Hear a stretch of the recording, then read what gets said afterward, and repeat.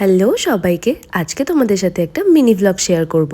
তো আমরা দুজনেই তো রেডি হয়ে গেছি, আর রেডি হয়েই বেরিয়ে পড়েছিলাম রণকনী দেবীর মন্দিরে পুজো দিতে যাব বলে। আর যেখানে যাচ্ছিলাম চতুর্দিকে দেখো জঙ্গল দেখতে দেখতেই পৌঁছে গেলাম।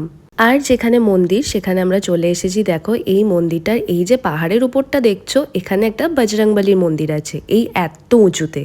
আর এটা ছিল মা রণকনী দেবীর মন্দির, দেখে নাও তোমরা। আর এই জায়গাটায় দেখো কত নারকল বাঁধা আছে, সবাই না এই নারকল বেঁধেই মানসিক করে যায়, আর সেই ইচ্ছেটা পূরণ হলে আবার এই নারকল খুলে যেতে হয়। আর এখানে তো রাধাকৃষ্ণ মন্দিরও ছিল, আমি সেখানেও চলে এসেছিলাম একটু দর্শন করতে। আর এই দেখো আমার পুজো দেওয়া হয়ে গেছে।